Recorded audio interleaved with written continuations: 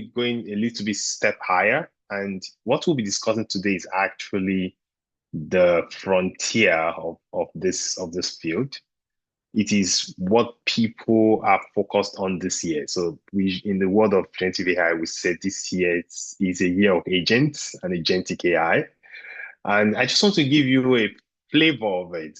It's very complex aspects, and it's difficult to explain every aspect to you. But my goal is just to give you a flavor and to see that the potential of what generative AI can do is enormous. Any repetitive task, technically, it will do a great job at it. And so today I will give, first of all, start with some introduction with what is generative AI, is agentic AI. And then we will walk through an example of that. Let me share my screen.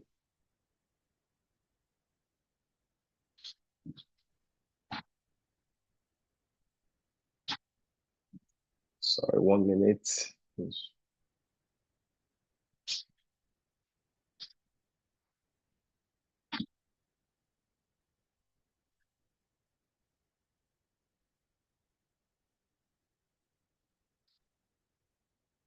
Okay. Can everyone see my screen?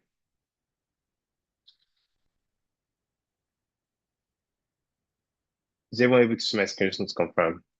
Yes. Okay, thank you. So we talked about prompt engineering, right? At the beginning, we talked about, which is simply an ability for you to speak to a large language model and to expect an answer, right? So you're just asking a question, you're asking to do something for you, and you're expecting a response. Now, that is the lowest level in which you can interact with a large language model. Then we took a little bit step higher, right?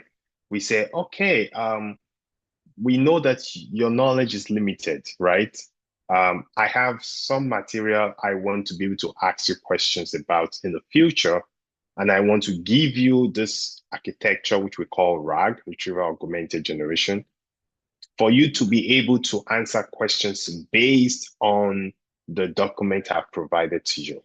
And we talked about that last 2 weeks and how that works. Now, RAG, like I said, it's a way for you to provide this information, more additional information beyond what the LLM, the large language model has been trained on. Now, when we want to go, you can also go a little bit step higher as well to say, you know what? I want to give you full control of my automation. I want you to be able to do some things more complex, a big work, a big task, for example, and I want you to be in charge of making decisions and trying to make sense of what I want to do and giving me a final output. Now, when we say agentic AI is still, you're still, everything behind the agentic AI is still the LLM, which is the large language model.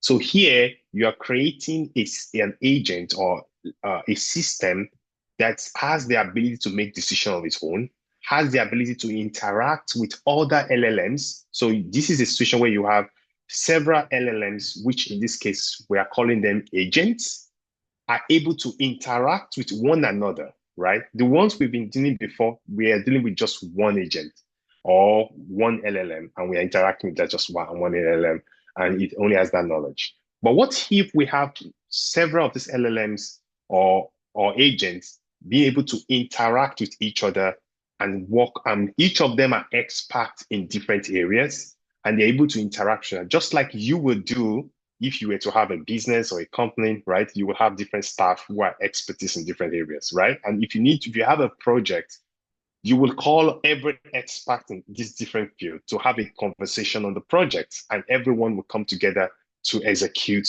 the final project. And you can have LLM represent individual experts, right, on that specific project. And whenever you have this type of system that you have the LLMs, or you have either it could be one LLM or several LLMs being able to interact with each other with and they can interact with their environment, then we say that each of those LLMs, they migrate to what we call agents. So an agent is simply a system that do not just know how to think, just like an LLM does, but then you're also able to provide additional tool to help it to perform its function, right? One of those tools could be the RAG architecture that we talked about, like creating an architecture of RAG that it can try to find more information. It could be some additional APIs to also get informations for its use, right? And so when you have an LLM that has the capacity to go beyond its own knowledge, but has ability to make decisions, to use different tools to make decisions, then that LLM becomes an agent. It's no longer just an LLM that you interact with, right? And that's why we changed the old generative AI shifts now to more of agents. And they have the ability to like perceive the environment through input text or how you communicate with them. They can think, they can reason. Now with the invention of some reasoning models, so OpenAI, Google, they have models that have the ability to reason. They can tell you what they are doing while they are doing it.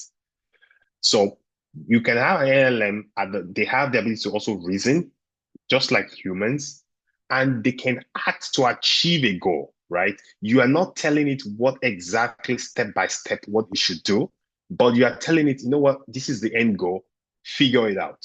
And its job is to look at what you ask it to do, create a step by step process of how it should be done, and then start to take each of those steps one by one to perform the goal. So it has the ability to think by itself, create processes to achieve the results, right? Then that's what we mean by an agent. And I want to emphasize on this, which is very important that everyone on this training is aware of. There was a report by McKinsey recently that agent-powered automation would eliminate 40 to 60% of repeatable cognitive tasks in our workflow by 2027. Now, the implication of this is most companies are now investing seriously in this area. And the reason why they're investing is that any job that is a repetitive job will be replaced by these machines. In fact, they're already being replaced by machines already. So if you are doing a task, for example, if you're a driver, it's a repetitive task. Many of companies are already creating robots. In fact, there are driverless trailers already in the US. I don't want to go into too much details. If you are doing things like Excel spreadsheets, if you're an accountant, you need to step up your game really because agents are doing powerful job here, helping people balance their account, do all of this. Most of these softwares that people are using, many of those companies are putting agents on the back end to make decisions and to help people create. If you are even doctors in some areas, making diagnosis for people's illnesses, hospitals are also involving agents to make some of these decisions. Any form of repetitive tasks. So if you're a secretary, if you think, oh, I studied secretarial studies, fine. Oh, agents are taking over completely, right? And so many occupations like that would have been changed. Even, let me tell you the most interesting one. Software engineers are now being replaced. Why? Because agents can actually write good code. And now that's why it's difficult to even find entry-level software engineers. I mean, it's difficult to find if you're at entry-level positions for software engineering because companies don't need entry-level. Even entry-level lawyers are not needed because most law firms now are involving agents to do simple cases, to understand cases and all of those things. They're already using them to do that. And so very soon, a lot of jobs will become outdated and new ones will be formed. And that's why it's important for you to upskill yourself and to prepare yourself for the market of the future. Now, I give an example here. While an LLM can generate code, right? We can also, an LLM can generate code. I've said that many times. We can also equip it with a tool that will help it to run the code or to interpret a code interpreter, right? So that becomes an agent because The LLM is not just able to run, is not just able to generate the code, but it can actually run the code to do something, to achieve a purpose. So this goes beyond just it's just giving you text, but it also has the ability to take actions to execute the code, right? And that's what makes it agentic AI now. So we're going from just it giving you text, but its ability to be able to also take actions on your behalf.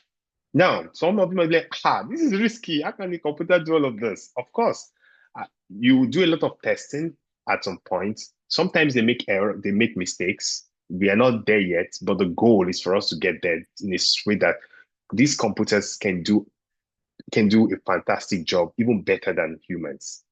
And the advantage for agents is that they don't go on leave, they don't need salary except their subscription. They don't go on vacation. They don't say, "Oh, my father died. I need to go and bury my father." They don't even go to sleep. They can work 24 hours, right? So it's a very good incentive for companies to dissolve some of their workers and introduce um, agents to take their place. And so, like, that's what I'm saying. This aspect is really critical for us to take it very important and upskill ourselves. Now, let's move on. So, what is agentic AI? So, I've talked about what an agent is. Agent is still an LLM, but that has tools to do beyond what is being programmed to do, not just giving text, but it's able to take actions on your behalf. Now, agentic AI, it's simply an advanced, like I said, form of artificial intelligence that operates autonomously, right? It has the ability to make decisions, set its own goals, and adapt to new situations. So you don't need to code it, the era of coding things that if else statements, if this, do this, do this, that area is gone. Agents are taking the place. You tell them what the goal is. They are able to make decisions. You only need to set what the goal is for them. And then they have the ability to make decisions and break down in order to achieve the goal you've given to them. And we're going to be doing one today, don't worry.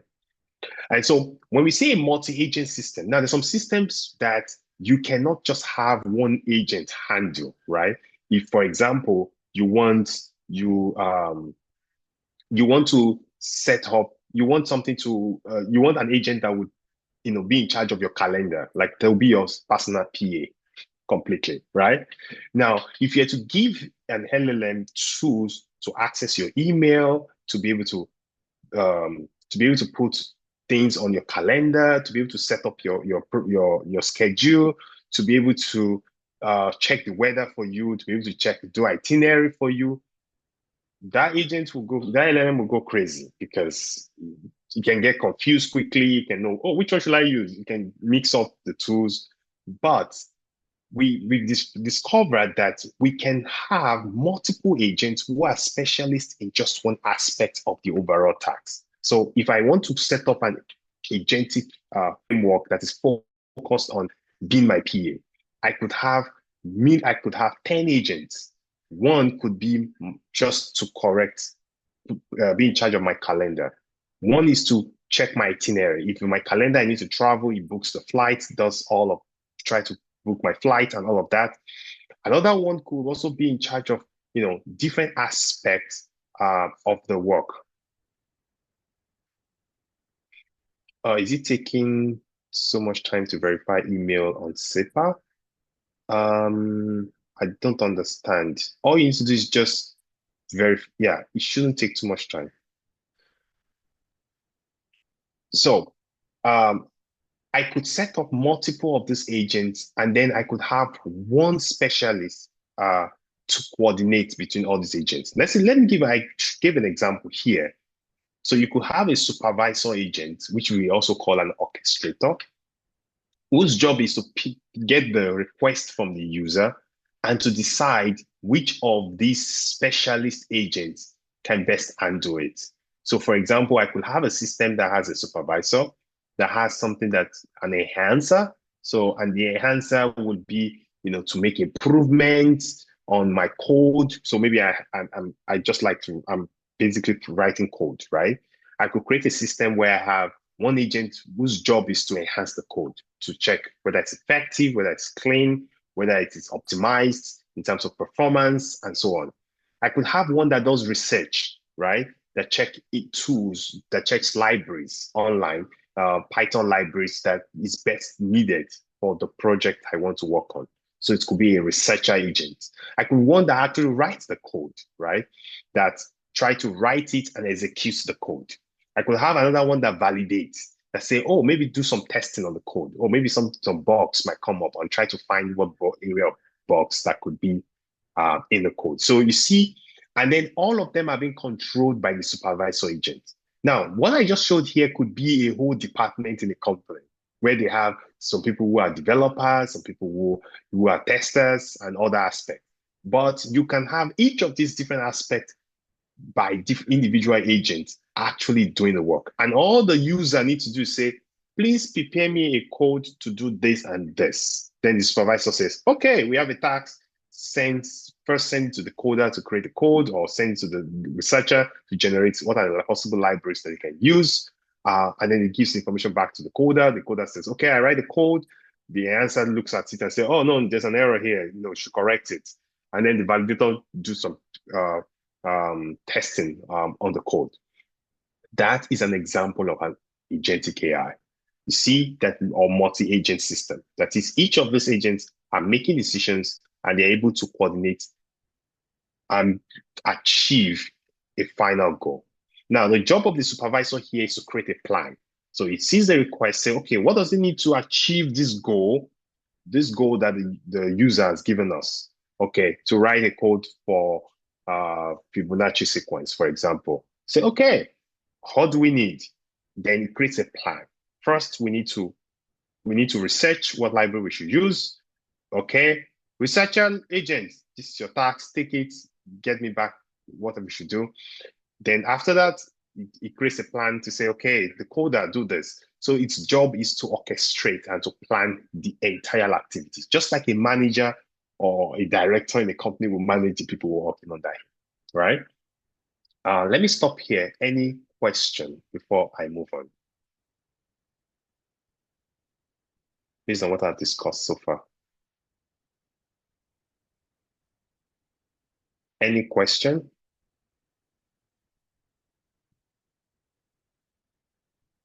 Okay. In the absence of none, so we'll move on. So like I said in the text I gave to everyone, to test this, I want us to just show us what we call an AI travel itinerary planner. So this is an agentic framework or multi-agent system whose job is to plan a complete vacation for someone. So it has different aspects. It's able to, first of all, create a general itinerary for you. So maybe, for example, I plan to travel to where? To Paris. And that's where people want to go to Paris. What should I even do there, right? What's the general, what are the things I can do every day in Paris? I just tell it the number of days I want to use there, plan my itinerary. So it has the ability it has an agent dedicated to planning people's itinerary. Then once the itinerary is known, then, okay, I know what activity to do, but I need more than that. It can also recommend different activities that you can do on those days. It can immediately, check the weather. Oh, maybe on Monday it's going to rain. And then it doesn't make sense for you to go on hiking, right? Maybe it's better that we go somewhere that is indoor. So it also has an agent that is weather forecaster to tell you when the destination you are going to, this is going to be the weather in that place. Then it also has the ability to check, this has some of the food, the place, the local dining you should visit when you go there. These are the best. So you see, and each of these are individual agents working together to give you a full travel plan, right? And the last one, there's one that says parking list. Parking list generator, his job is simply to say, these are the type of things you need to pack on going for this holiday. Then we are going to be linking up with Google API to check what are the links that could inform you that you can just go to see more additional activities that you can do when you travel there. And and all of these agents work together to give you a full, complete plan. And at the end, you'll be able to download the plan in a PDF that you have. And all of this, they will all work together to give us this final hotspot. And so we're going to see that today. And I think I've explained this. And we'll be using all this library. Um, I wanted to do this the last time we met, which is to create a front end using Streamlit to some of the applications that you've been working on. But today we have the opportunity of doing that. So I will run through the code. We will, practice it. We'll test it first, and then at the end we will create a front end that a user will interface with it. Nobody wants to see a code, right? You want to be able to just see an application that you just play with, right? So we want to be able to, take that step, and I will show you how to. Streamlit is a way to write front end code without you knowing HTTP or Java or whatever, JavaScript, sorry, or all this code that we use to write, create applications. It's very simple. It's in Python. It's very simple and straightforward to create a front end. And an LLM can actually help you to do that as well. So you can just tell it, I want this design. Can you create a front end for my application? And I will show you also how to do that later. Any questions at this point before I move on? Before we go, let me quickly also say that please, can you please go to this account I put on the chat? I will copy it and paste it again in case of those that just joined. Please go to this account and create an account there, please. We need a Google API, which is part of the libraries that is needed. And we need to be able to access Google via its API. So if I open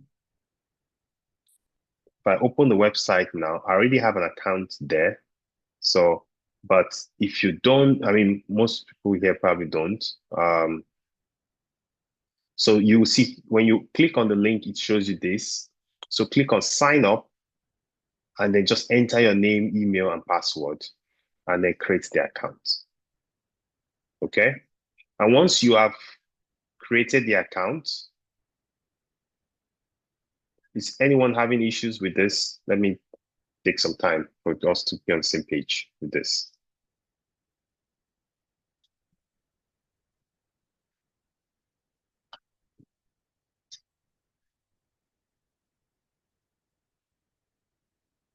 So enter your name, last name, email, and password, and then click create.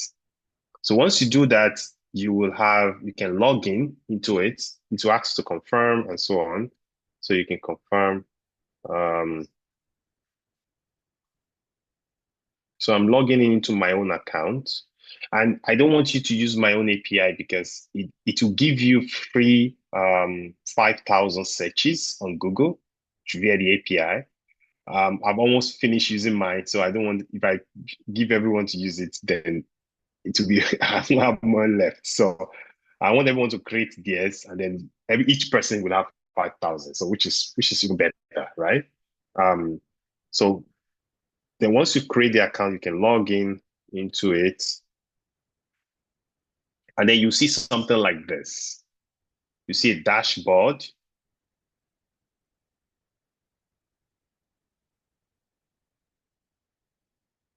You can click on dashboard, but we don't need dashboard at the moment. Click on API keys, and then you can tell it to create a new key for you. Create a new key. And then once it creates a new key, you see have something. This is my own API key. Or I think it might even have a default key. I'm not sure I created it. I think it will automatically have a default key. Then you can copy the key. So, it gave you 2,500. Okay, I thought it was 5,000. I thought it was 5,000. Okay, yeah, it should be 2,500. That's true.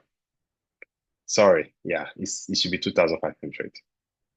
So you see, I've used mine a lot. I have like 1,000 left. So, so go to API keys and copy your API key and just keep it. Let's hold it there. Oh, I'm too fast. Okay, let's come again. Like I said, first thing is create the account on the website. I can log out. So click on sign up here, sign up. Once you sign up, it will ask you to enter your name, last name, email, and password, and then click on create account. Then I think it will send you an email and ask you to confirm the email, and then you'll be able to log in with the account you've created. And then after you've created that account, you can log in with your email and password. Okay, so it provides a default key. Perfect. So let's just use the default key. There's no need to create a new key. Thank you. Yeah. It's been long I used it, so that's why I didn't remember.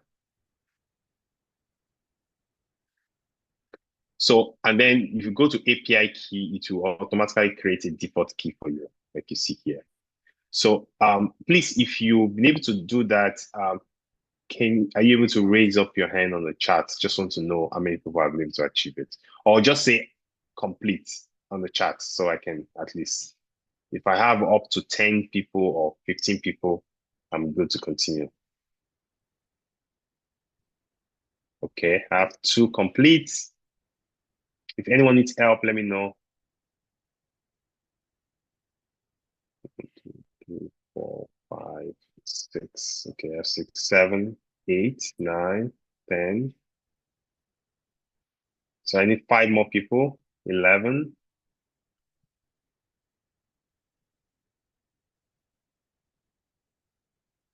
12.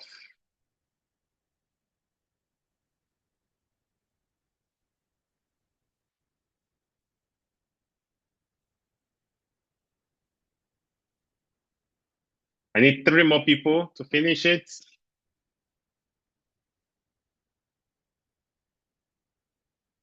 Okay, 2 more person to complete.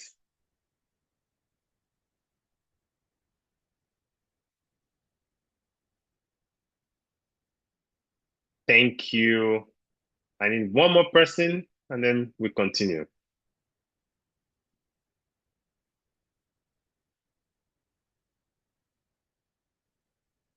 Perfect. All right. Okay. Should I count Diola? Let me wait 1 more person.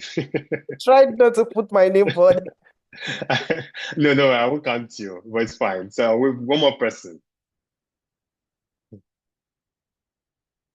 Okay, perfect. Ifeoluwa, thank you. All right, so we move on. So all you need now to do is to copy the API key, and then we will be back to it afterwards. Okay. Let me keep this one corner here. I don't need this anymore. All right. Now, this I talked about Streamlets, so which is simply to create a front end, which we'll do that today.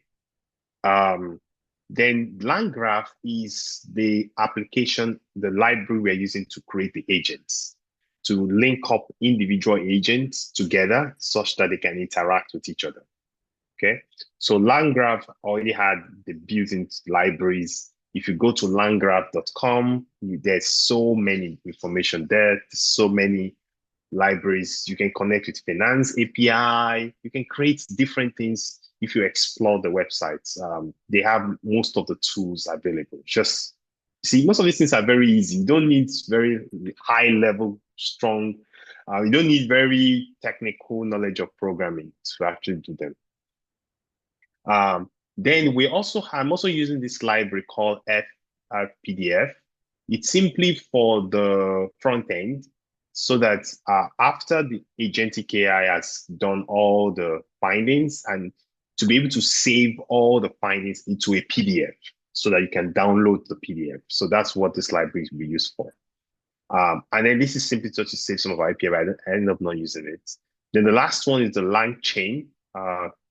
Google, it's a LangChain library for Google LLMs, for Gemini, basically. I think there was time I used a different one once, but I decided to use this today. So please, the first thing is, like we said, always, my notebook, please, you won't be able to do anything on it until you have what? You have copied it. So you go to File, save a copy in your own drive, and then go back and you'll be able to work on your own drive. Uh, so create a copy for yourself, and then you'll be able to edit that copy. So I hope everyone is able to do that. And once you're there, click on connect on the side here. Today, I would suggest we will change our connection slightly. I have to say that, please, we'll be using, instead of, before we'll be using a CPU, but when I was doing the run, I think I encountered some errors with the CPU. So we are going to be moving to a GPU instead. So it's also, if we have a free GPU, I hope. So click on connect on the side of the connect, then click on change runtime type. Once you do that, you see that we have Python 3 already installed on Colab, so it's done. Now there are three different what will I call it now? Hardware that have been provisioned within Colab. So there's a CPU, which is what we've been using before, and it's by default. They have a GPU also, and they have a TPU. So we are going to be using the GPU. So you click on the T4 GPU, and then you click on save.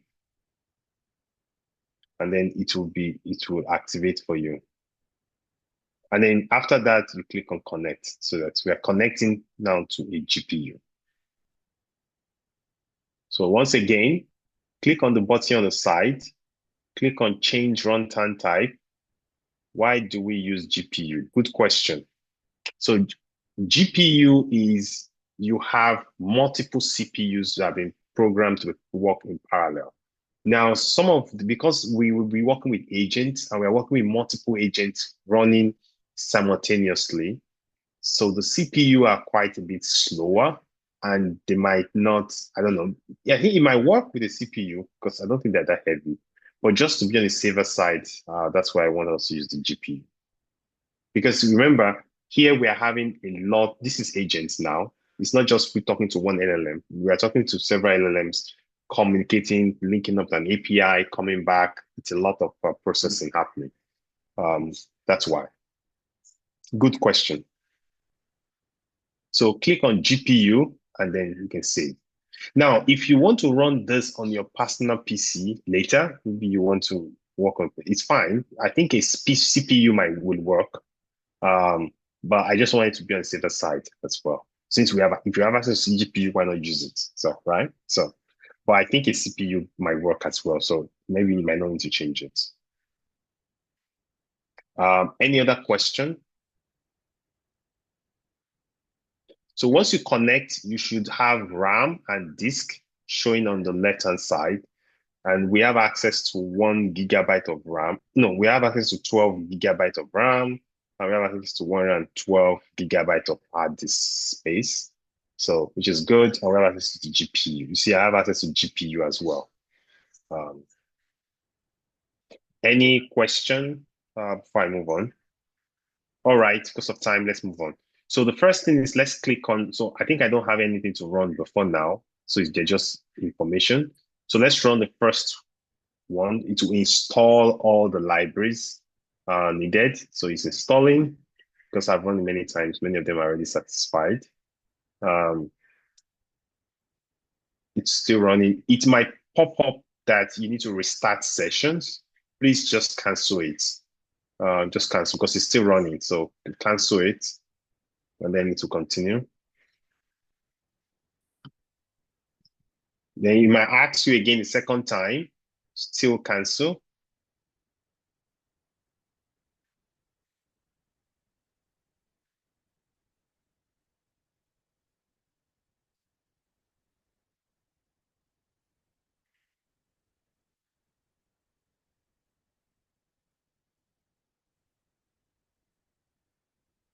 Okay. So when you run the installation, if you still have some of your in the next slide, if you have like some kind of yellowish something at the bottom, it means the installation was not complete. So then you should restart and then run it again. But now this looks fine. So because it means that all of these libraries are available and I can continue. So is everyone okay with the installation? So please, whenever it says restart session, just cancel it. If you see any restart session, cancel it. So you should have all of this installed. This is critical because if you don't install this, you can continue. Critical. Then you start having errors afterwards.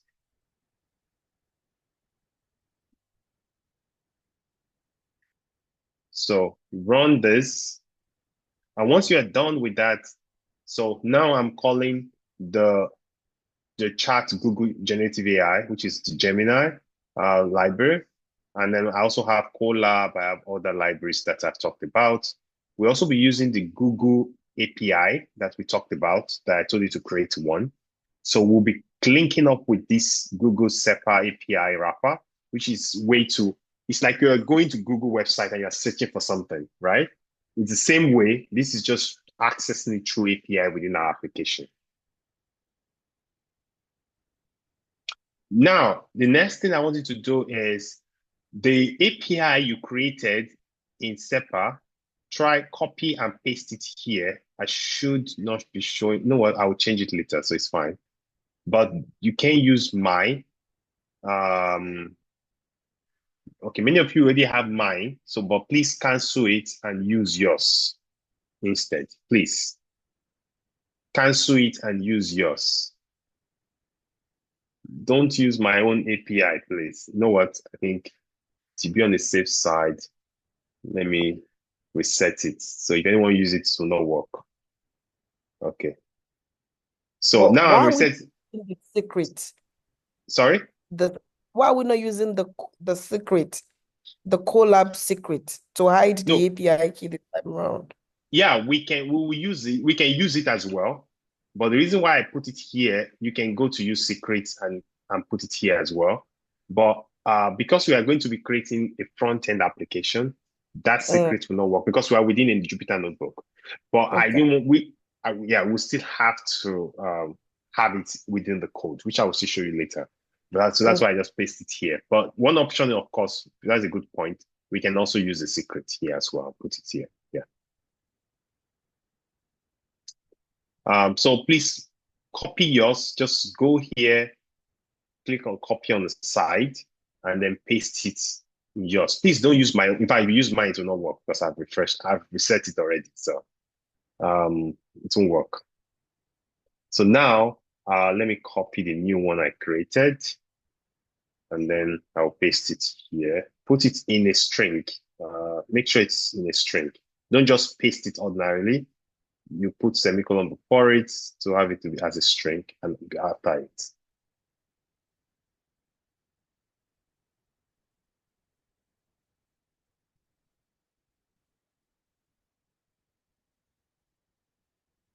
Any question?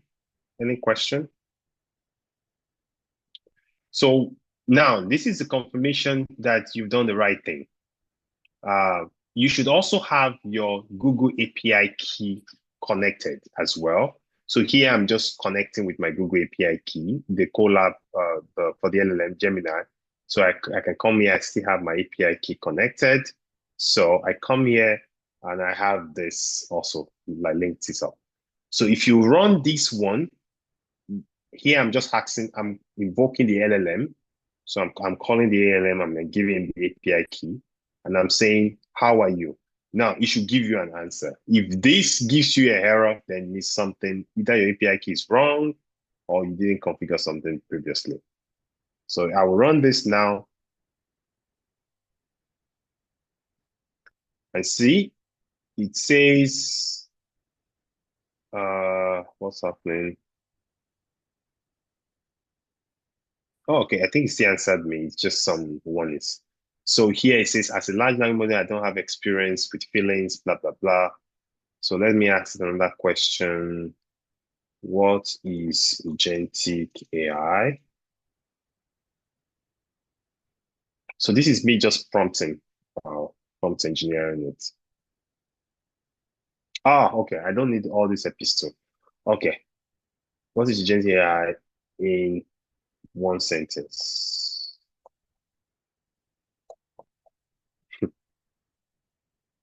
Okay. Someone said, I cannot see where to put my key. You have to put your key. Which one? Which of the keys? Is it the SEPA API key or the Google API key? If it's the SEPA API key, you have this column here. You have the SEPA API key equals in the one you copied, the Jupyter has been copied from me. I already had one API key there. Remove it completely and put yours instead. So it will be here on this Jupyter in this cell here. So under load environment variables, you have the SEPA API key equals this, and you can remove my own and put yours. Nafiu, does that solve it?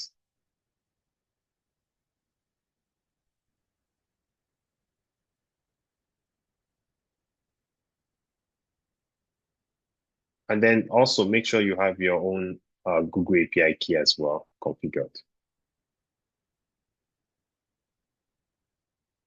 So I asked you what is agentic AI in one sentence. Agentic AI refers to AI system that benefits and goals. Okay, exactly.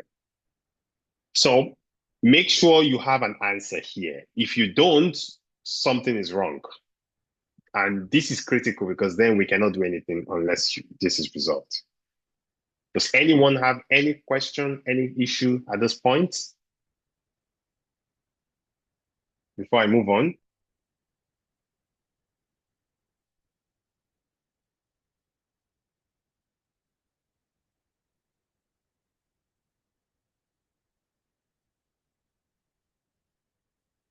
Don't worry, I will still use it.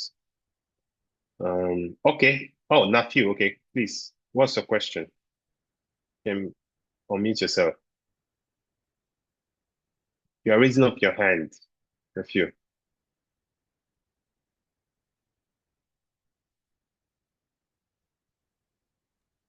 Thank you very much, Doctor. Yeah, still it is on the issue of my SAPA API key. I Okay. couldn't trace where to put it on my notebook. Yeah, I told you if you go to the notebook, are you on this cell that I am on now? This cell? Are you here?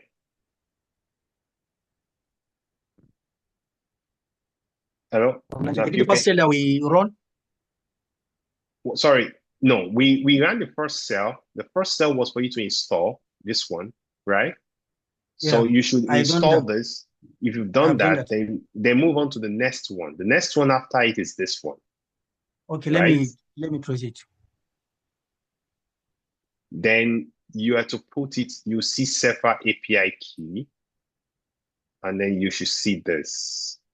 You see me put there, I have an API key I put there previously. I have canceled that. So I'm putting my own new one. Now put your own. Don't put this one, please. Put your own there instead.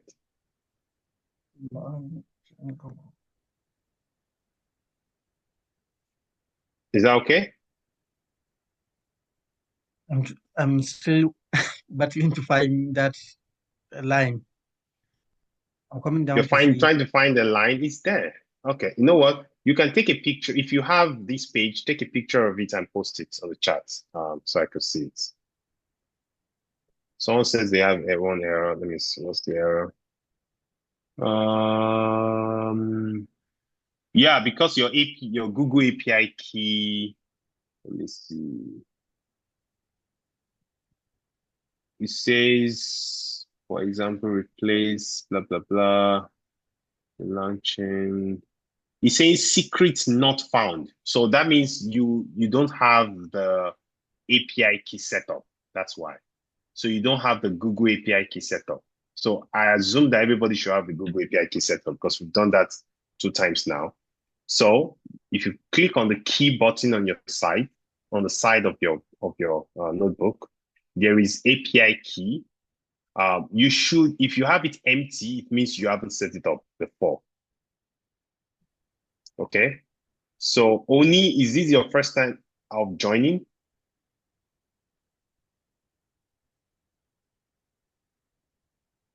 Okay, then you should have it set up if it's not your first time.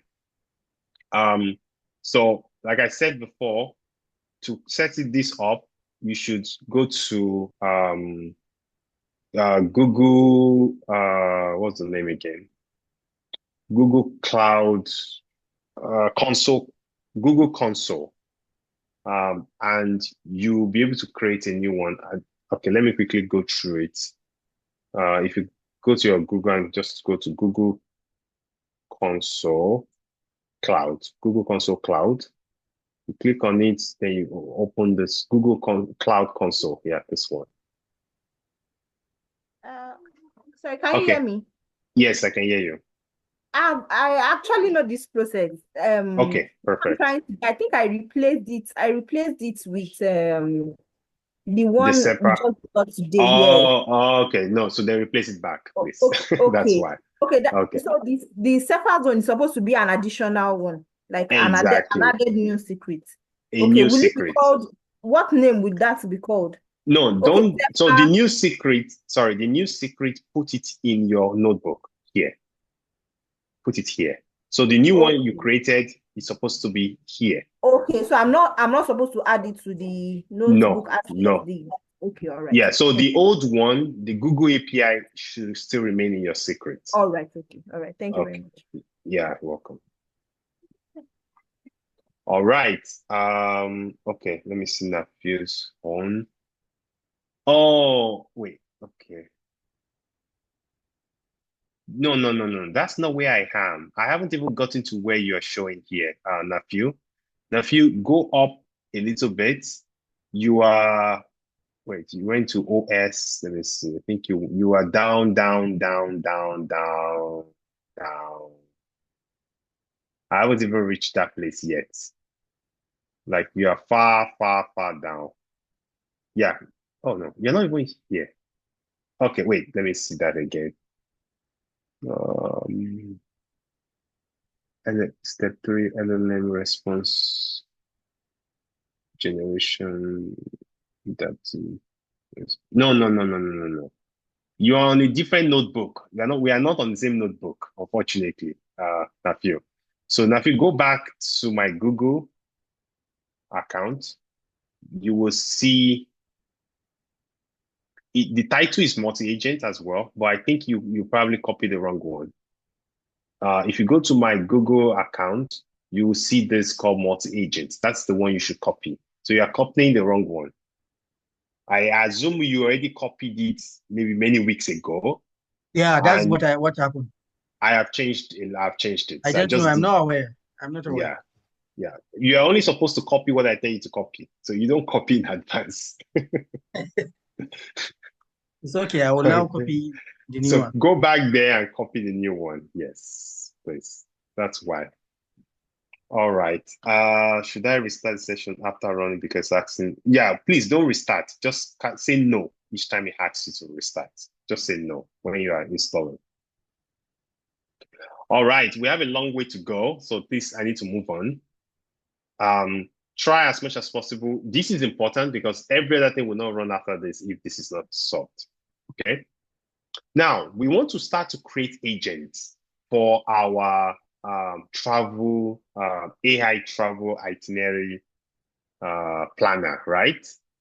And so we need to create individual agents, all these agents one by one that would, of course, interact later, right?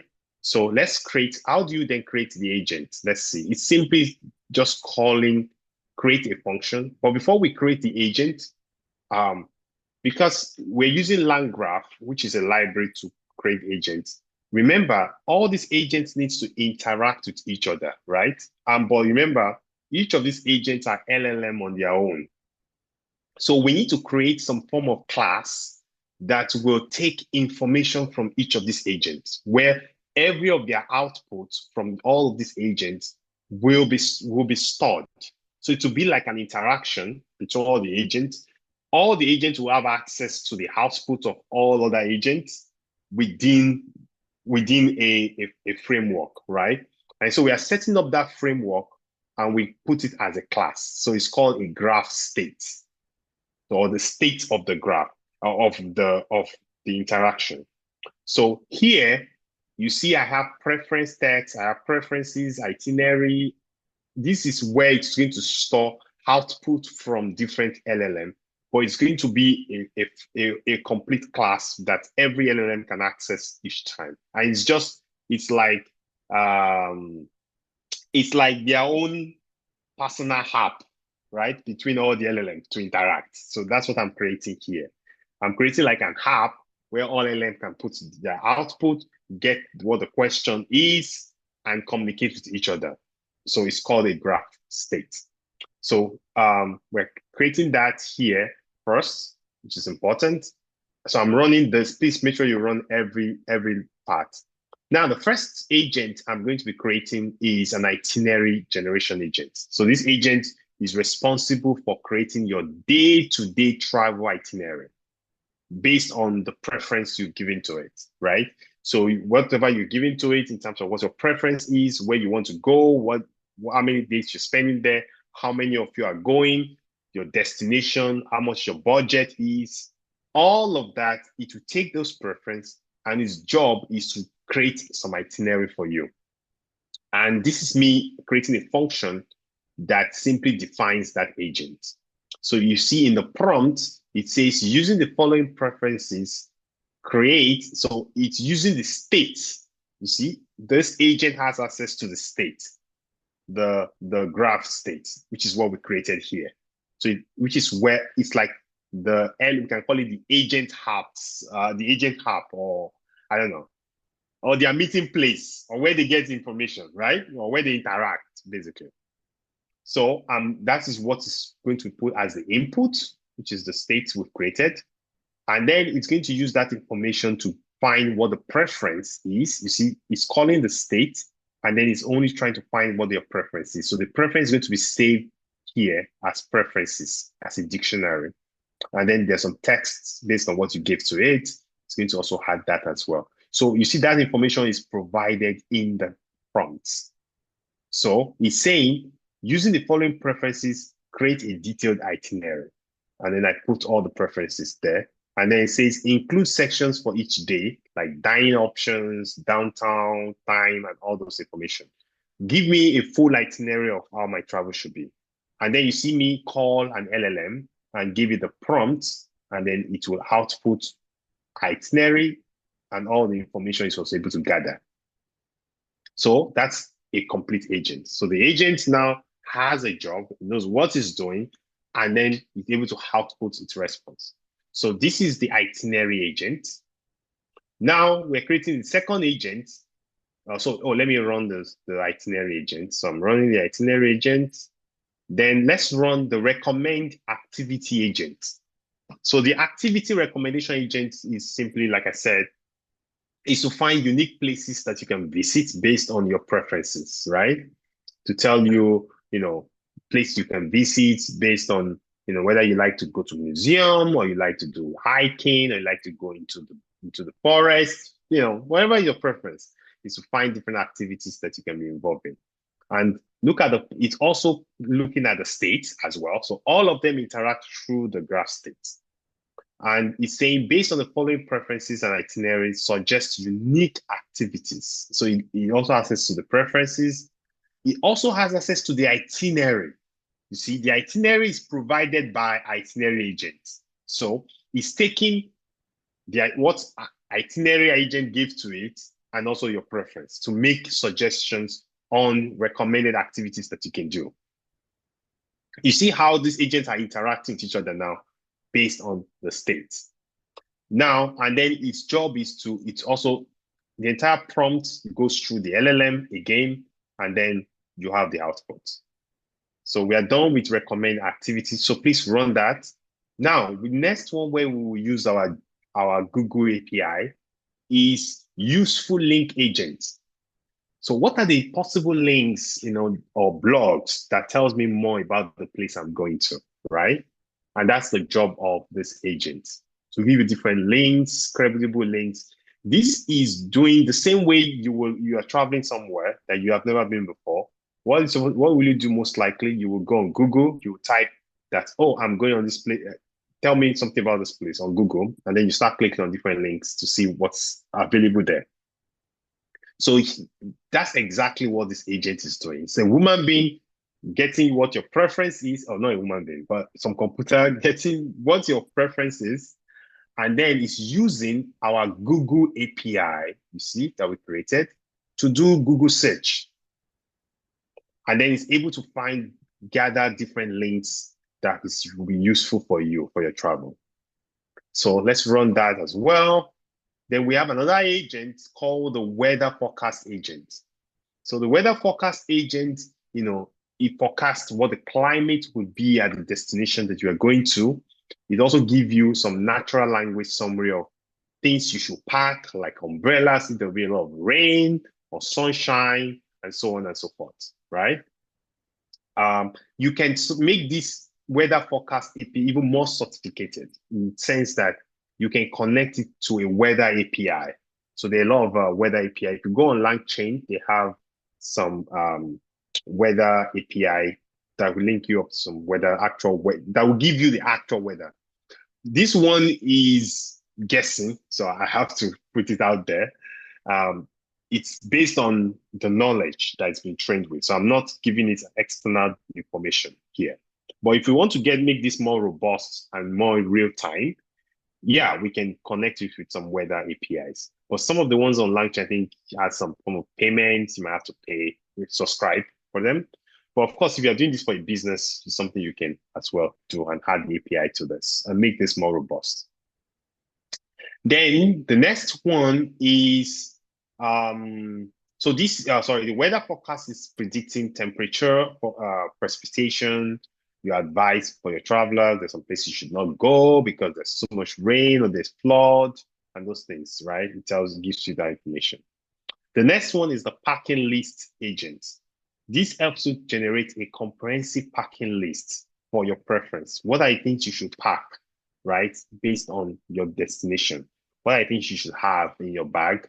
And this will use, how long you intend to stay there, what are your preferences, whether you want to go on an holiday, it's an holiday type of travel, or depending on your preferences, it's going to decide what I think you should pack with you when you are going.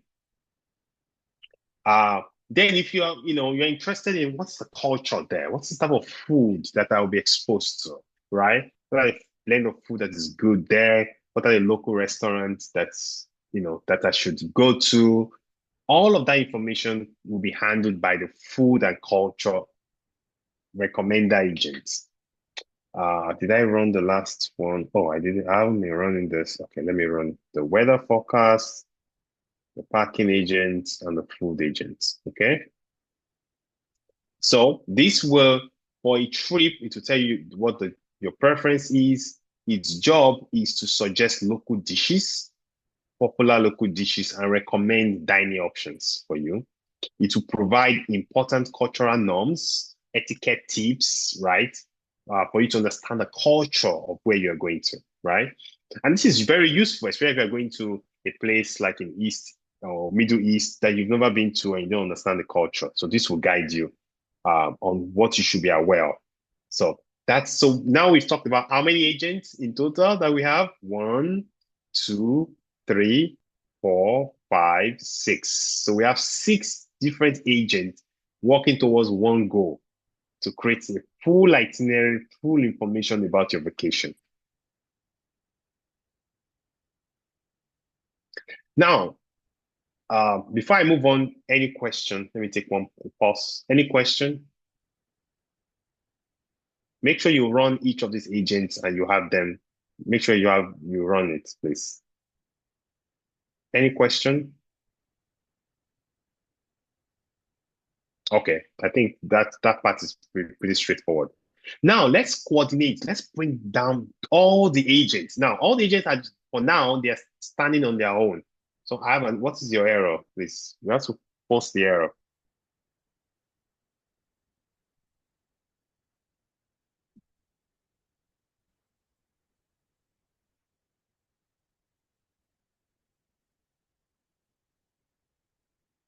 Okay, while we wait, permission denied.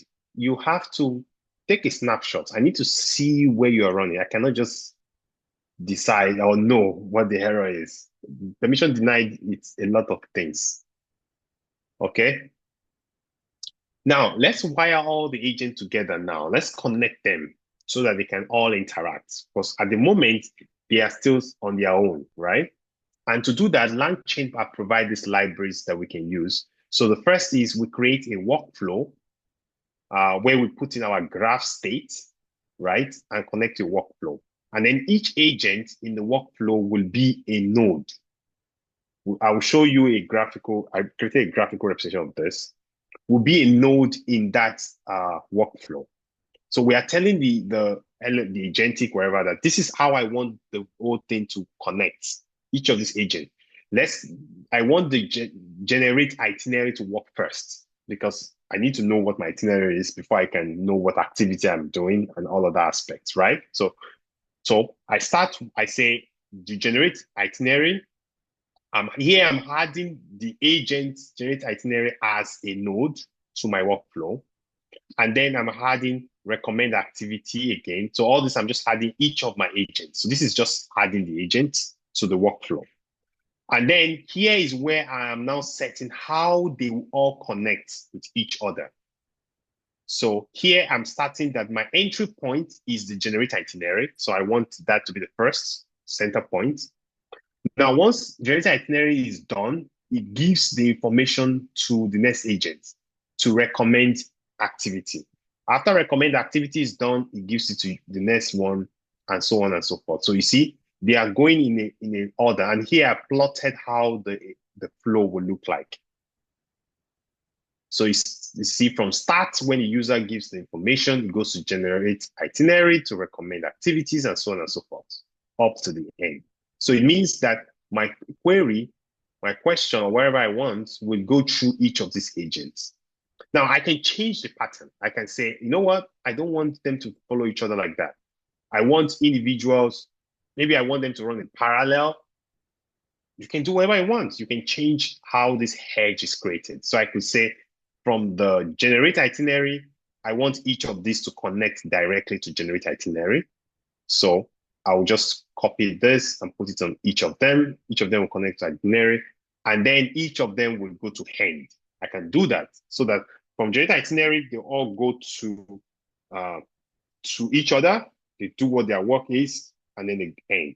Now, you have to be very conscious here because if any of these agents depend, for example, recommend activities, remember, depends on generate itinerary results, right? So if I put the order in a different way, it might affect because the agent, when it's time for it to work, it must have the information it needs to work with, right?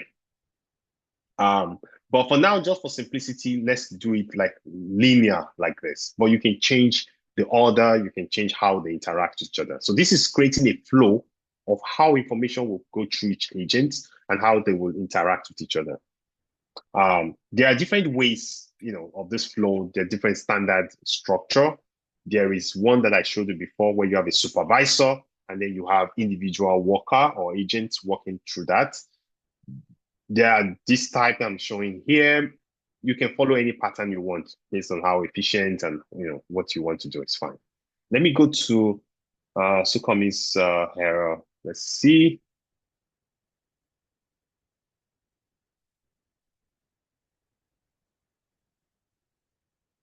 So this error is saying that, okay, this error is saying that your API key is not active, basically, has not been used. It says permission denied 403 has not been used in project before and is disabled. Oh, are you still using my API key? Maybe that's why.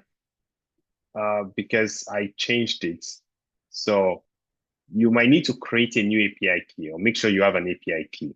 That's why you see when you see 403, it means that your key was not working. So you are using a different key to open a different door. So that's why.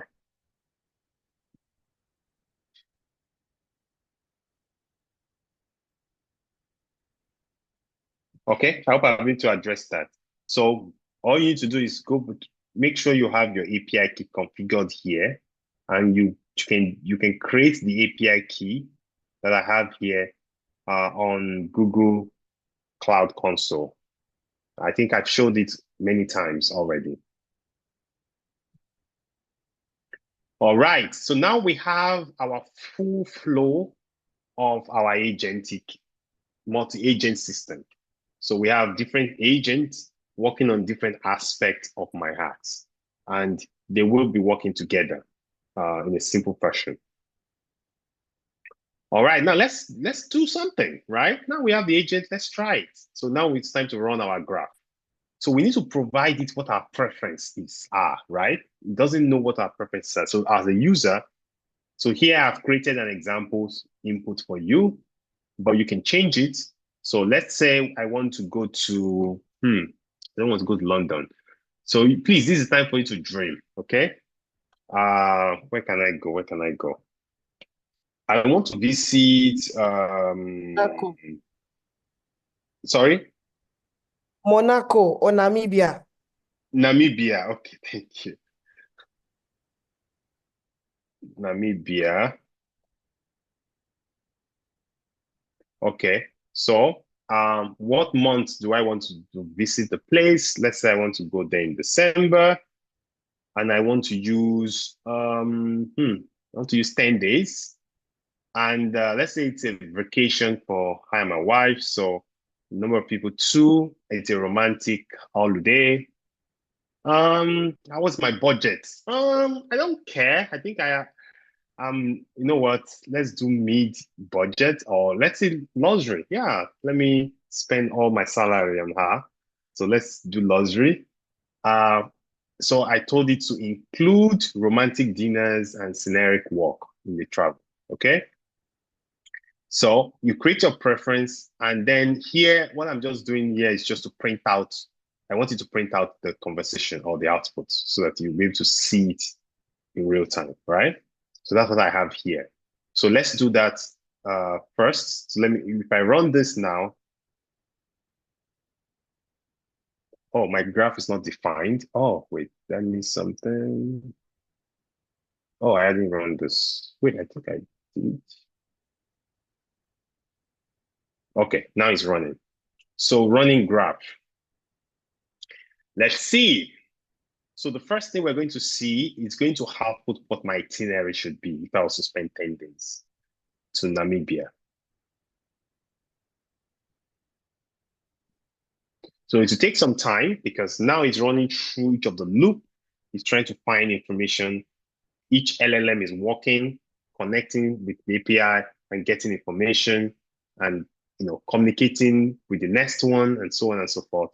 So when it's done, the first thing I'm going to output is my itinerary. So it's going to tell me what my itinerary should be to Namibia. Oh, someone said I should say Nigeria. I know Nigeria already, so I don't need this to give me Nigeria.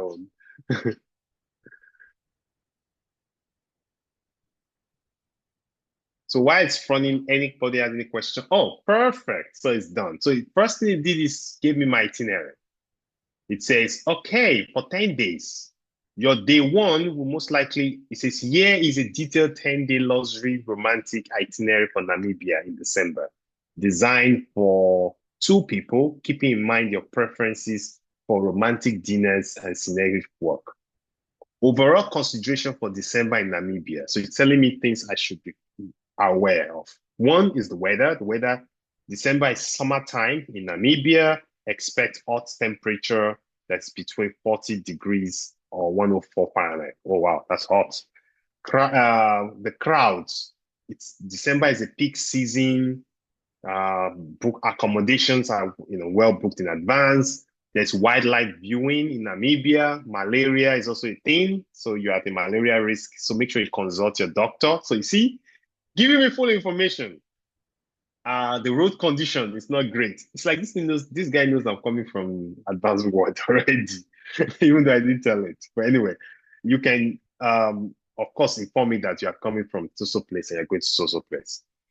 Now, my day one says, okay, your arrival at it already tell me this is where I should be staying, where I will be staying. it's recommended a hotel for me already automatically, since I said it's romantic. It says this is the airport that makes sense for me to land. Um, you will be met by a private transfer service. Because this hotel has some private transfer service. Then to transfer, then there'll be some traveling in the morning. If I get there at 9 a.m., at 10 a.m., they will transfer me to this place. My accommodation is at Xenia Hotel, Mahanda, or I can choose this second one hotel, which is within the same area of this camp. This lodges offers stunning views, blah, blah, blah. You see, it's going to get all the information. It says in the afternoon by 1 p.m., you can check in, settle into your luxurious room. You know, they will welcome you with a welcome drink, relax by the pool at 3. So maybe the first day, there's no point going out, right? Just relax, enjoy, go to the spa, do some spa treatment. And then by 7 p.m., you can, plan a romantic dinner since that's your goal, right? And then it's suggested a private romantic dinner that starts at the lodge of you featuring Namibian cuisines and fine wine. And then in the downtown, relax by the pool. So you see, the first day you didn't plan that I go out anywhere. Just relax in the hotel, enjoy. The second day, it says, oh, there's a bush experience and cultural immersion. That's the goal for the second day. And then it creates eat your breakfast. Then you can follow a guided bush walk with knowledgeable local guide to guide you through some hiking, right? And then you can have dining in the evening and so on and see. Day 3, what you should do. Day 4, day 5, day 6, day 7, day 8. You see, suggested me to see some elephants. Suggested Dharamland, scene flight and luxury camp. It suggested, day 9 is when I'm planning to leave. So it's already create plan that I will need to pack my things, and prepare for the airport. And then I eat my final breakfast at the hotel on the 10th day, and then I'm leaving. And then it so gave me some important notes, flexibility that, don't be so rigid about this thing. Also, it tells me their currency is Namibian dollar. So, you should be aware, and, you should be tipping people because it's customary here. Oh, somebody says they've gone to Namibia in their head. Yes. So, and now let's look at some of the activities that it suggested. Let me run this. It suggested me to go to some unique local touch, which is some pool and all of that. But it also suggests like desert romance. Okay. Then and all the rest and so on and so forth. I don't want to go off time. Let's look at the weather. So it says for the weather, please, in December, it could be very sunny. The weather is usually very hot in December. That this telling me the weather in different parts of the country. There's some travel advice, how much clothes, the kind of clothes I should prepare for, comfortable shoes, sun protection, like have my sunglasses, health, and all the rest. So I don't want to waste time. Then what I should pack tells me, give me all the things I should pack. Cameras, shampoo, my toiletry. So if you're the type you're not organized and you don't know what you do, this is right here what you should pack for the trip. Your shorts, how many you should even pack. It's telling you how many you should pack. How many jeans, how many dress, how many swimsuits for the plan. Let me move on. Then the food. Oh, don't worry. LLM doesn't know that I told you it's luxury, so it knows I have all the money. So that's why it's suggesting everything. So there's no budget here. Also, useful links that could help me. See, give me all the links that I can click on, and then I can go there. And really, let's see if these links actually are real. So, because that's important for us to check. Let's go here. Let's check it. Yeah, it's an actual link. So it took me to Travel Advisor. It's an actual link where I can get more information about Namibia and get. So our agent has done a powerful job. Like someone says, I have gone to Namibia in my head already. So it gives me every information I need to prepare for my trip. Um, so once let's take a stop here. Now, having all this on your Jupyter notebook doesn't make sense, right? I mean, it makes sense, it's good for developing, testing, and all of that, right? But the end goal is for you to have it in front of a user, right? That will interact with it and play with it, right? And so I told you that we can work with Streamlets. And what I did here is to copy all the code I have at the top because in Streamlit cannot work within, because we're creating a front end, right? It cannot work within Jupyter Notebook. So I have to put everything together on one app. Oh, I need to delete this thing again. I need to change this again. I need to change this too. So yeah, someone says, I think indirectly I can use this kind of information to prepare my document as a traveling agency for my client. Exactly, you can. Perfect. You just need to tweak it. You can have a front end. And if you need help with that, that could be your project actually. So here, all I did here was to copy all the code we've talked about and put them in one long cell, right? From beginning to the end. And then I also created some design of a front end. So this is me using Streamlit to create different states, different buttons, and so on. I won't go through the code in detail, but we can use LLM Atlas to write some of this code as well. So I created the front end using all these general ideas, and I also changed it a little bit. I changed the flow a little bit as well. And now what is important for this cell is because I want it to run on the front end, right? And so I need to have all the code either on different, I can break it into different Python scripts, right? So you need to have it as a script, not as in a Jupyter notebook like this. So to do that, I use this to write everything in this cell into this file called app.py. So it's going to, when I run this, what it's going to do is if I run this now, it will write everything on this cell into this app.py, which will be saved in my node, in my folder. So you see here, I already have the folder. Everything has been saved in here. So this is now the application. It has copied all of this code into one Python script that I can just run at once. So we need to do that because we want to create a front end in this case. So we want to have like a link or a website that people can go to enter and interact with our agents, our multi-agents on the back end. All right. Now, I was trying to find a way we can do this without having to go to a different platform, right? It took me a long time to figure something out.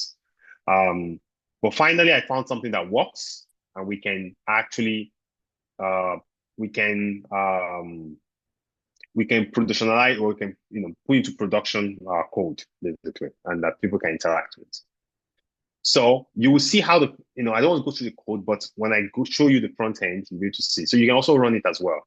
So now you can run this. So you should have writing app.py, which is the script.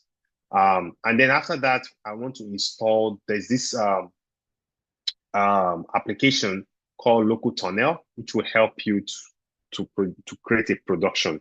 This is not how you would do it if you intend to actually commercialize it. Please, I need to say this. You can't do this if you need to commercialize it. So this is just for us to be able to practice in the class within Colab, so we don't have to go somewhere else. All right. So I will run this now. It's trying to install. Okay, that's done. Sometimes if you run this, it might tell you to say if yes. So you just need to click on that point where it says yes and type Y, and just enter Y and press enter and to continue. So you should install this. And then after that, I want to run the next one, which is to get my tunnel password. So the password is usually like a link. So this one. So please, once you run that, click, copy this. Oh, it might not work because I removed all my API. So I need to put them back to the script. Yeah, I forgot that. So I remove all the APIs. So let me put back all the APIs. Now, here, I will need to copy and paste my API in. It will not work because it won't work because now we are going outside of Colab because we're creating a front end, right? So it's not able to connect directly with the secrets. So that's why I have to copy the API key directly. It's not the best practice, but just because I'm teaching you is just why I'm doing this. So if I will have to do this in real life, I'll be using a different platform locally on my laptop. But because we're all online and I need to use Colab, that's why I have to do this. So what I will do is I'll copy my secrets for the Google API and paste it inside the Jupyter Notebook. I think our recording, you will be able to help me remove this later. So I'm pasting my Google API. So just copy yours and put it there. Then also the SEPA API, I also need to copy that as well. Let's go here, copy this and put it here. In the Jupyter Notebook, you might have mine already there. Please remove it and put yours. And then after that, we can run this now. So I think that those two should work. So now we've written our app.py. I've run this tunnel before. Then let's generate a password. And then now what I'm doing here is I'm activating the Streamlet, the whole application. So you see, I'm calling Streamlet to run, and then it's running the application, this app, right? It's running it. And then I want to save all the logs it's generated. Maybe all the logs that comes from running it should be saved in this file. And then I don't want it to close. I want it to close, but it's still running on the back end, basically. So I run that. Then to activate my tunnel, it will create a URL for me automatically that will activate the Streamlets. And then I'll have the application in the front end. So I've run that now. So see, this will keep running. So it means that my this is already activated. And then your job is to click on, copy this link and paste it on on your browser. So when you close it, it will ask you for this tunnel password. So the tunnel password is this one that we've done for this 355 dots. You copy it, and then you paste it in the tunnel password, and then you click submit. And then immediately it will change to your Streamlet front-end page. And this is now my app, my AI-powered travel itinerary planner. And I can interact with it. I could change things. This is what you know the user. So let's say we talked about Namibia the other time. Let me say Thailand now. So I'm going to Thailand. So it has different holiday type. I don't know if Thailand has, I'm going for adventure. My budget is a bit tight, mid-range. How many days do I intend to spend? Let's say I plan to spend 14 days. How many people? Let's say I'm going alone. It's a solo trip. What are the comments?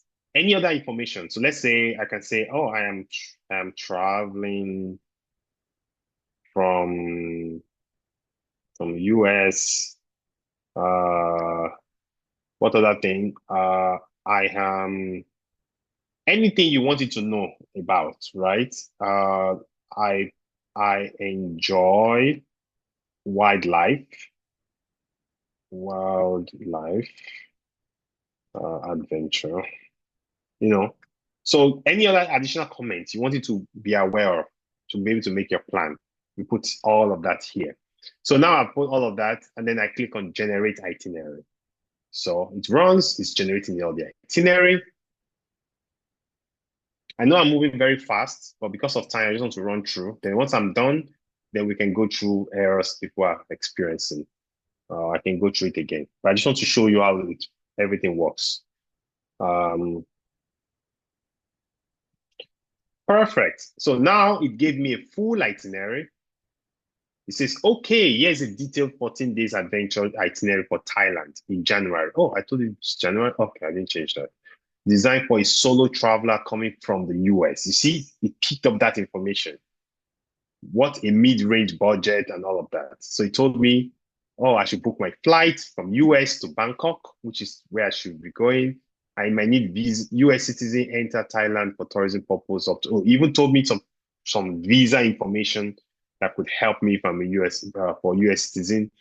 Um, I also need to do some vaccination for Thailand because maybe there might be some illness or some infection.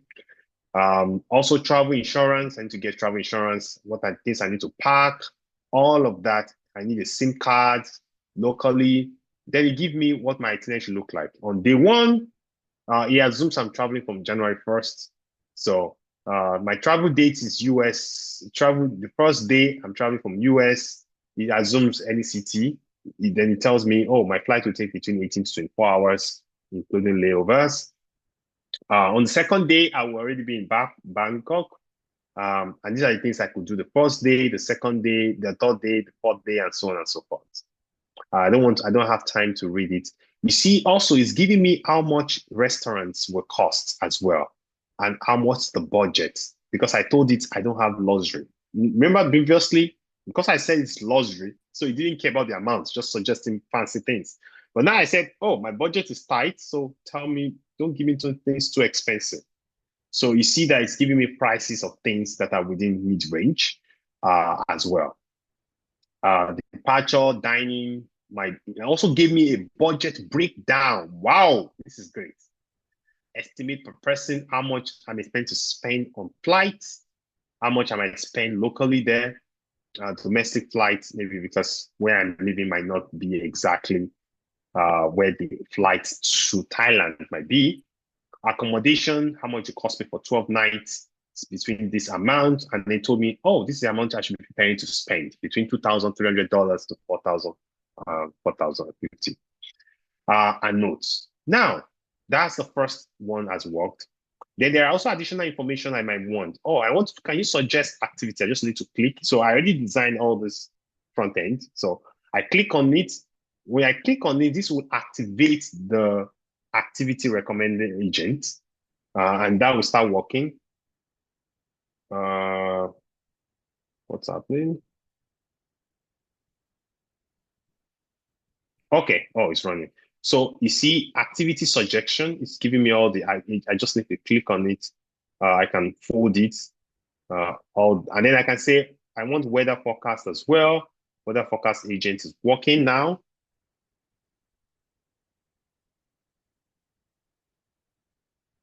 And then let me fold this one. I have the weather forecast. Here it's giving me all the information about weather forecast for the place. What I should pack, I can click on each of this. Then the last thing is I also created a chart about your itinerary, right?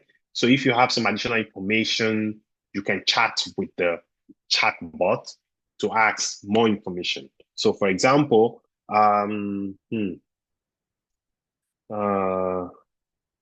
are there other restaurants for me if I am vegan, right? So that's a question I could ask in my itinerary, and it will respond and say, oh, yes, there are many restaurants in Thailand that offer vegan options and you can modify dishes. Look for restaurants with this. And then so you see, it's working like a chat bot. So I have my question, give me the answer. I can ask follow-up questions. Can you suggest some with their names? Okay, he's thinking and gave me a response. Okay, here are some specific tour operator, blah, blah, blah. He gave me some of them. And then I can continue to chat, right? I can continue to chat just like I'm chatting about my itinerary, and it's giving me response about each of them. So this is a full, complete application that could be personalized, and someone can make an example of something you can create, right? That works with multi-agent system. All right, so I'm going to stop here and take questions. So it's still all this is still running. I can go back here, it's still running and it's still activated. If I want to stop it, once I stop it here, then my front end will stop as well. All right, any question? Is anyone able to finish it? Is anyone having issues at some point? Let me know.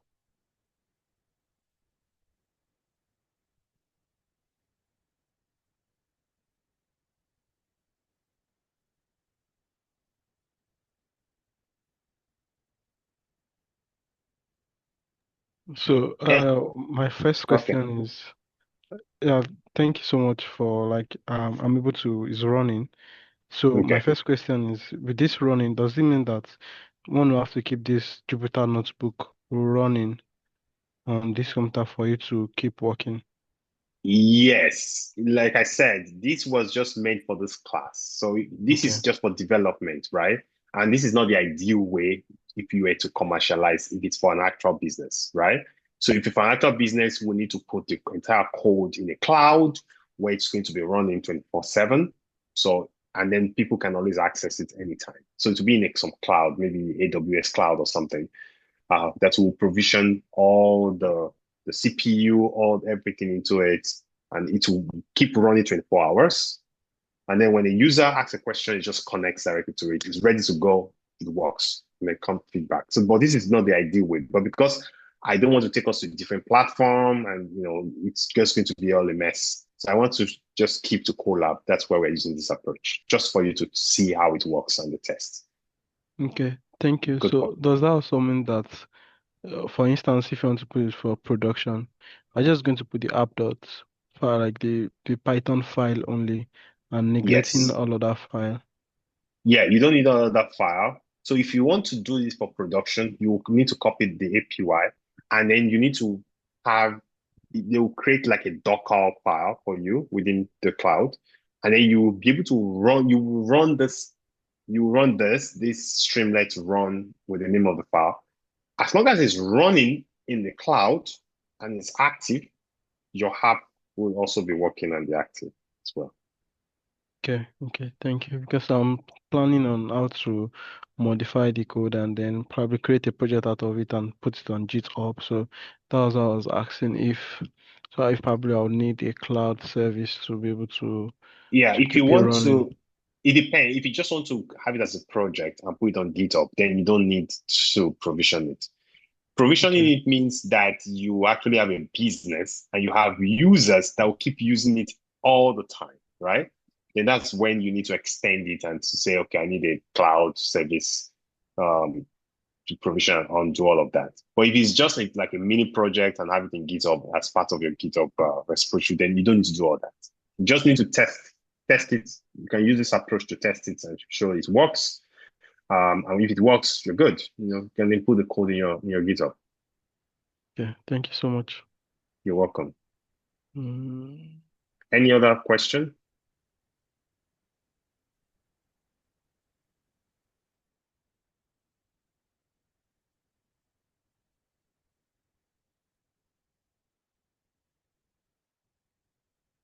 You need both, not few. You need both.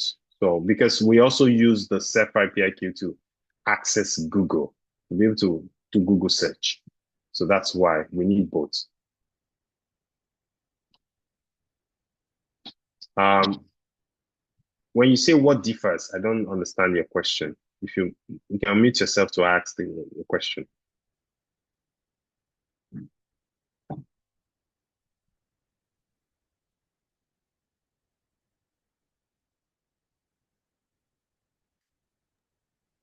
Thank you very much, Doctor, once again. Yeah, what I mean by differ is it, I know that Google Cloud Console is just like a platform that we now run the the application project So um, the Google program. Cloud API, sorry, is to give you an API key for the large language model, for the Mhm. LLM, right? Okay. The SEPA is for Google search, so that the LLM can search the internet, can search Google, can use Google to search the internet, basically, to Perfect. get more information. Okay, yeah, Awesome. that's good. That's what I want. Yeah. No problem. Any other question? If you are able to get it to run to this point, can you just type complete? I just want to know how many people are able to get to this point. If you're able to get to this point, please type complete on the chat. Oh, wow. Okay. Looks like I'm a good teacher.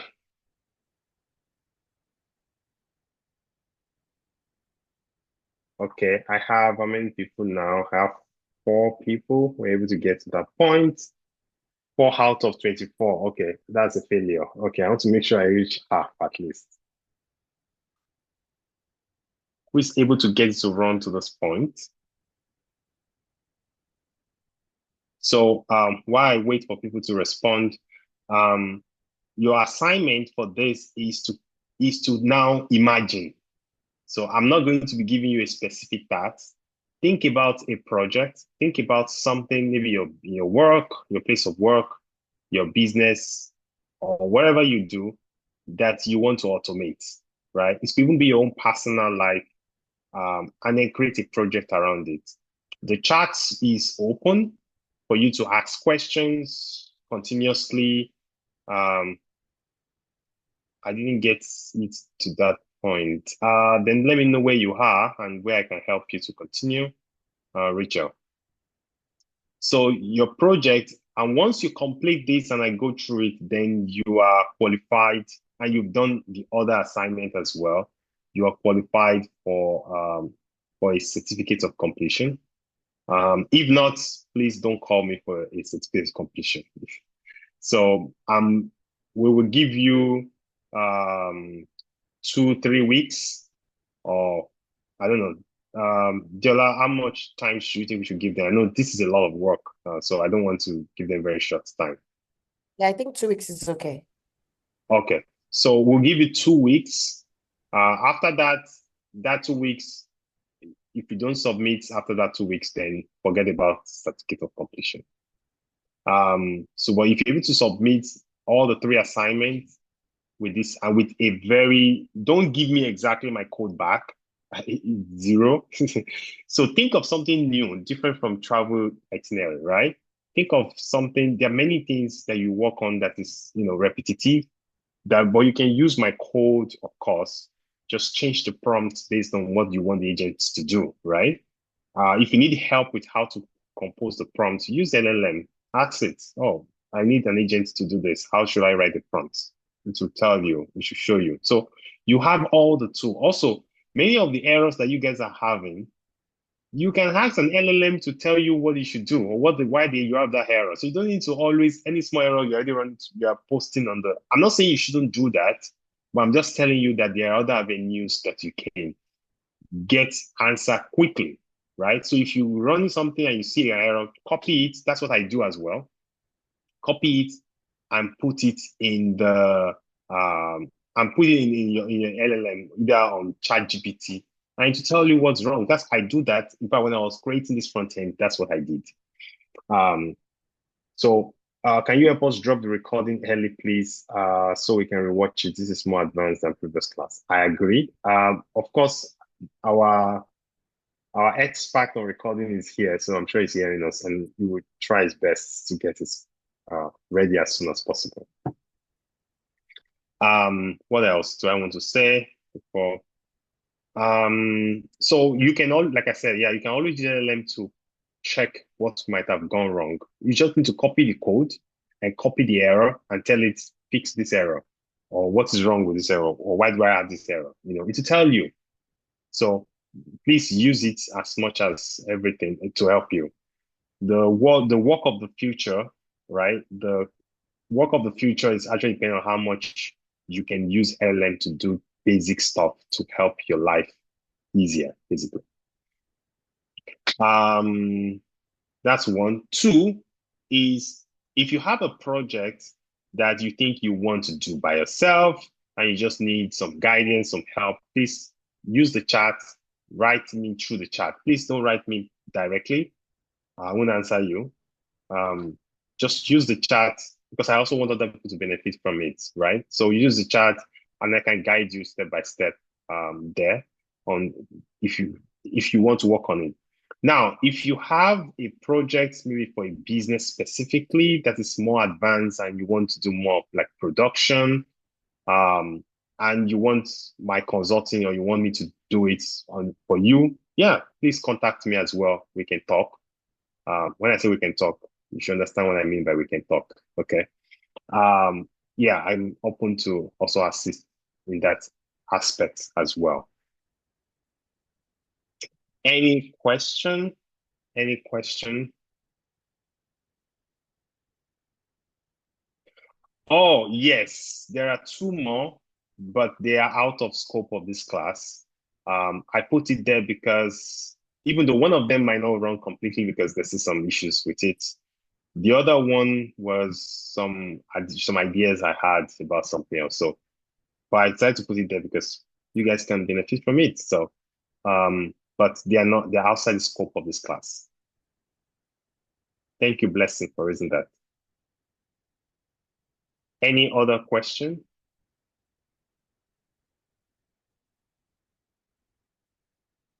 Like I also saying, let me also put this together.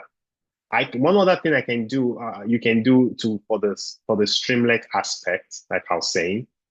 I didn't go into the code in detail.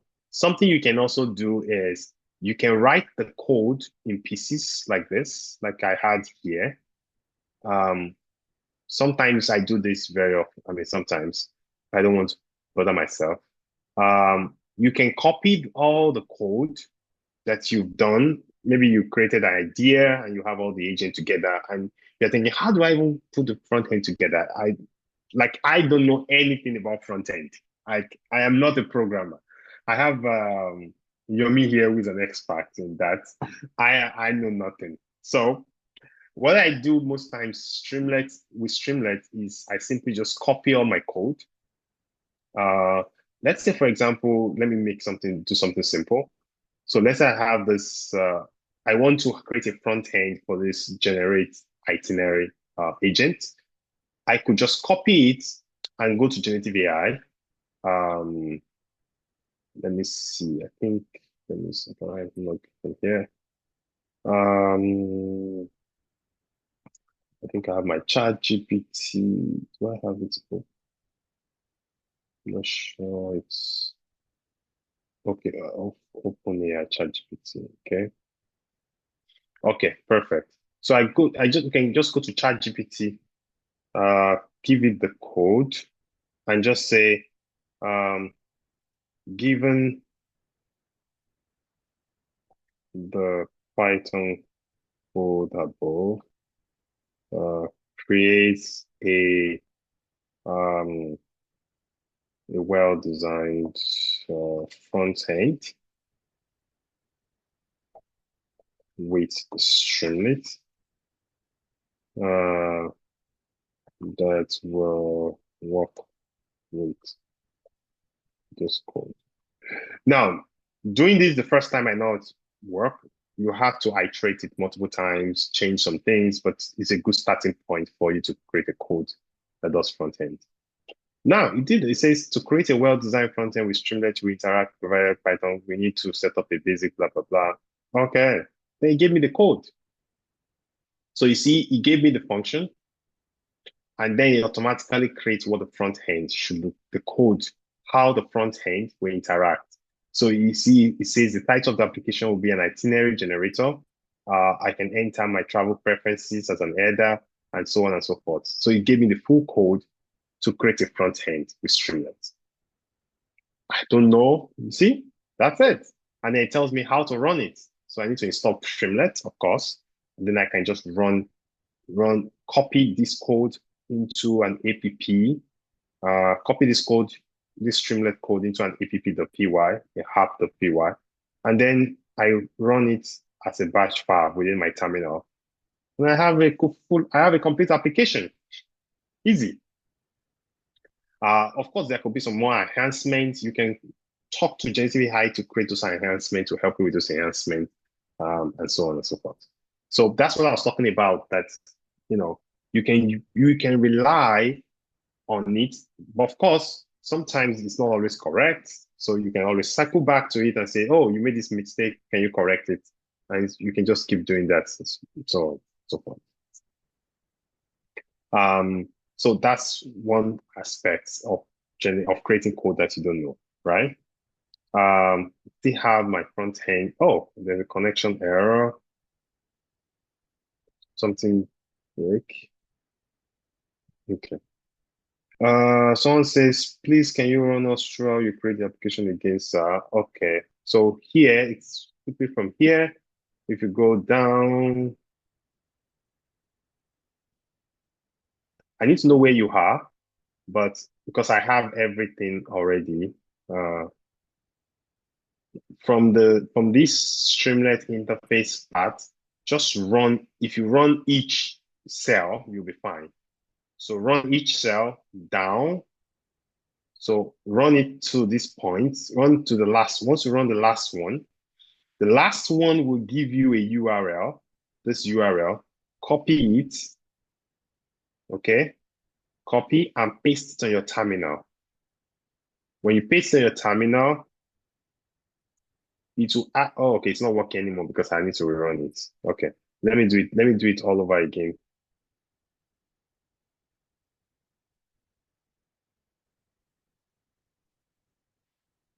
If you've created a front end already, good question. You can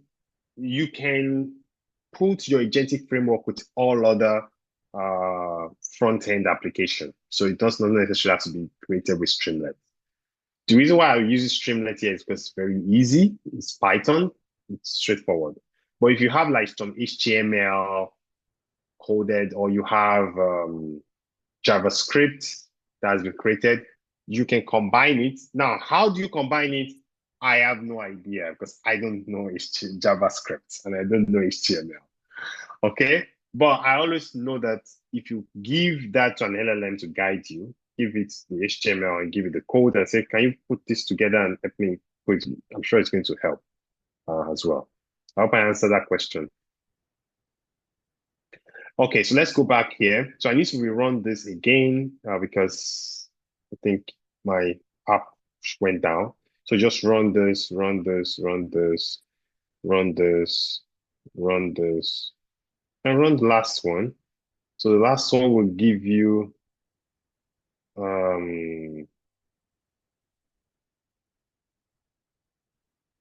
so this will give you a password which we will need later. I can copy it. Then the last one will give you a URL. So I can click on it or copy it and put it in your terminal. So once you click on it, it will open a page. It will open this page where you need to paste the password that you create. That's this one. This is tunnel password. You copy it and you paste it in the tunnel website. So once you paste it, you click submit. So once you click submit, it will open. What's wrong? Oh, okay, it's running now.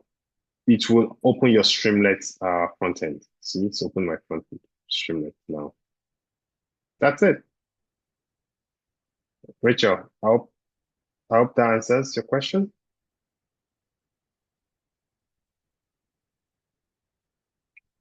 I think we can stop recording now because I think the rest is just questions.